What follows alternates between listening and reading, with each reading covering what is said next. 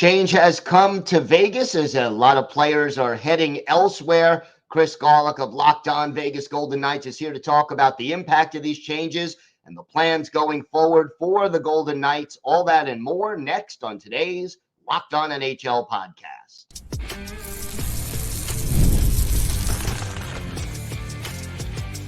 You're Locked On NHL, your daily podcast on the National Hockey League. Part of the Locked On Podcast Network, your team every day. Gil Martin here, and welcome everybody to the Monday edition of the Locked On NHL podcast, part of the Locked On Podcast Network, your team every day. I want to thank everyone who makes Locked On NHL your first listen every day. Don't forget to subscribe on YouTube or wherever you get your podcasts so you never miss an episode. Today's episode is brought to you by FanDuel. Make every moment more. As the playoffs end, the sports stop sporting the way we want them to, but this summer, FanDuel is hooking up all customers with a boost or a bonus daily. That's right, there's something for everyone every day, all summer long. Visit FanDuel.com to get started. It is my pleasure to welcome back to the show the co-host of Locked On Vegas Golden Knights, Chris Gawlik. And Chris, it's been a busy couple of weeks in Vegas for the Golden Knights.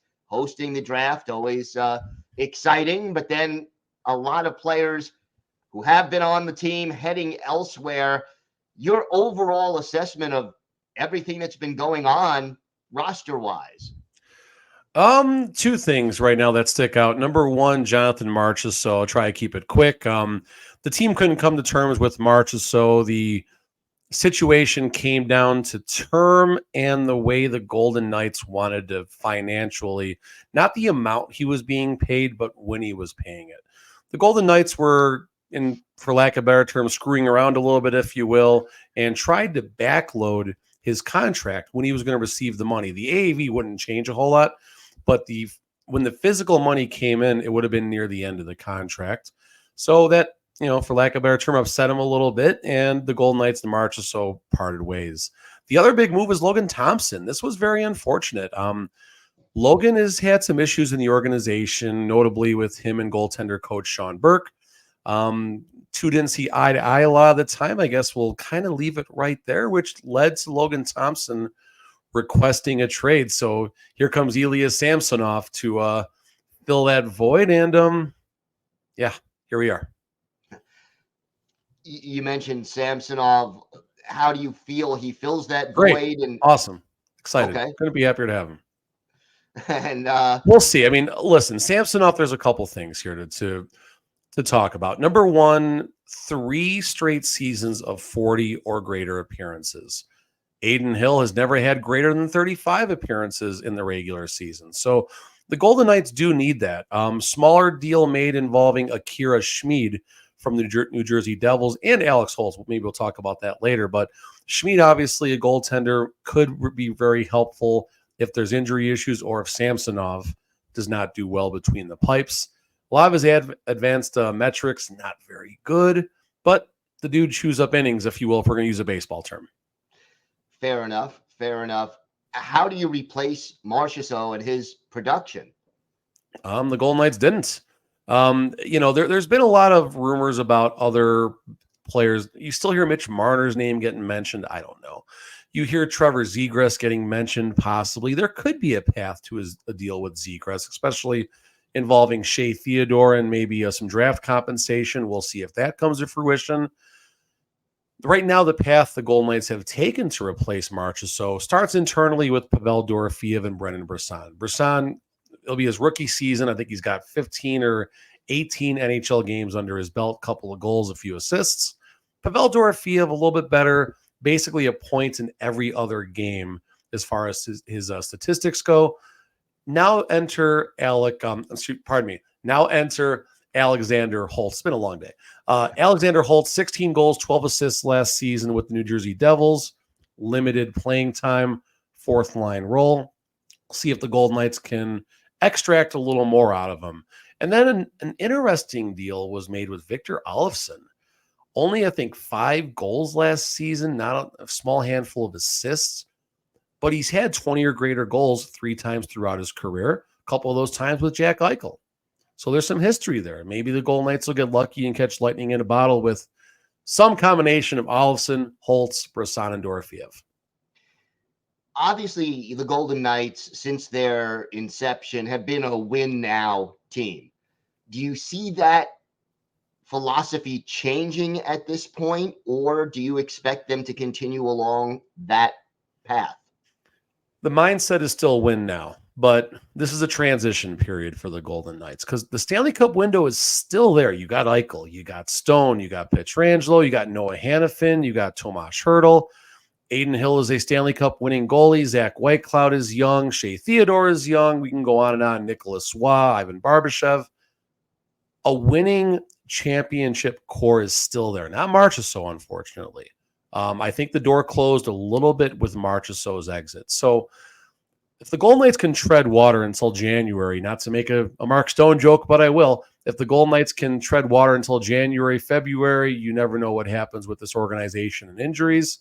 It's happened 3 years in a row. It needs to be acknowledged. Fair, foul, or otherwise, it has happened 3 years in a row with high-ranking players of this team going down, which clears up salary cap space.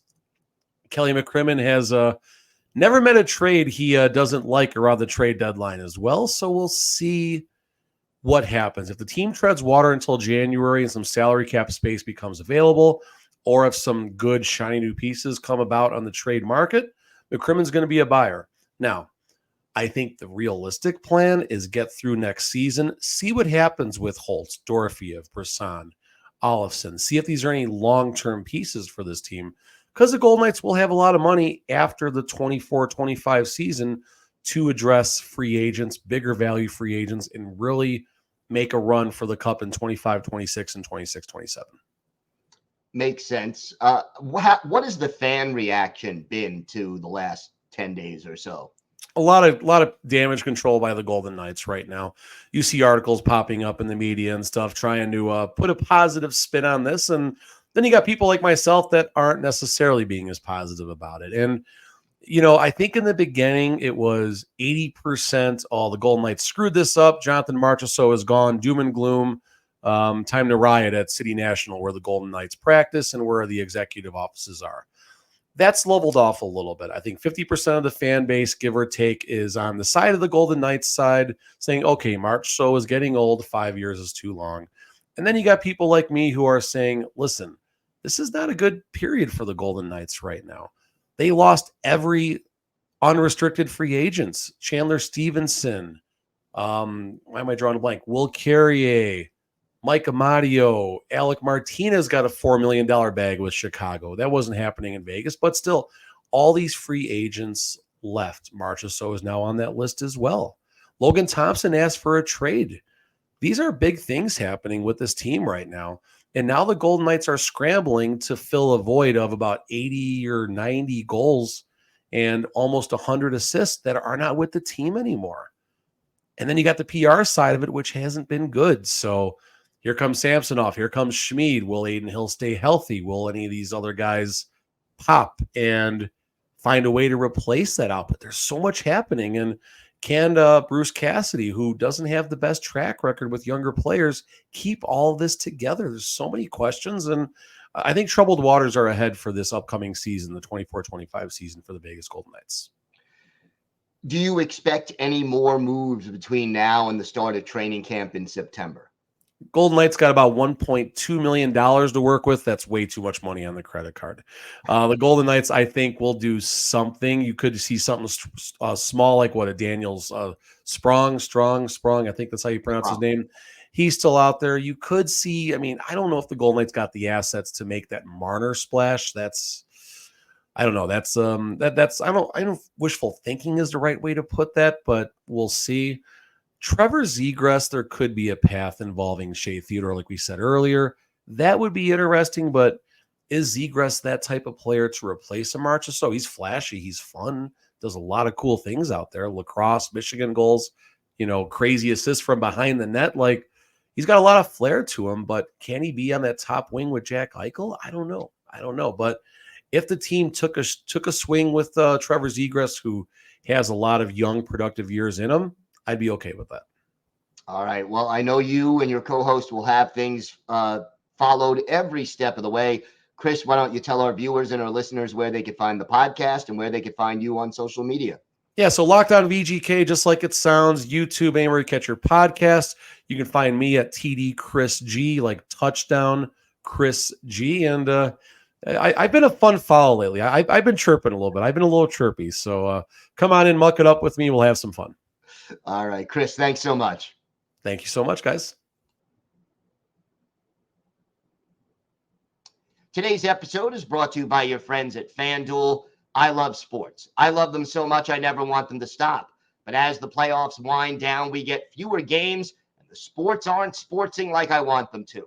But FanDuel lets me keep sports going whenever I want. All I have to do is open the app and dream up bets anytime I'm in the mood.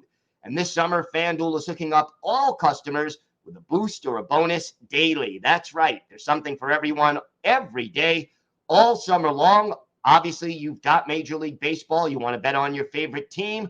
You want to bet on who the winning pitcher of a game is going to be, who's going to win the pennant. Lots of options there. Just head on over to FanDuel.com and start making the most out of your summer. That's FanDuel.com. FanDuel, official sports betting partner of Major League Baseball.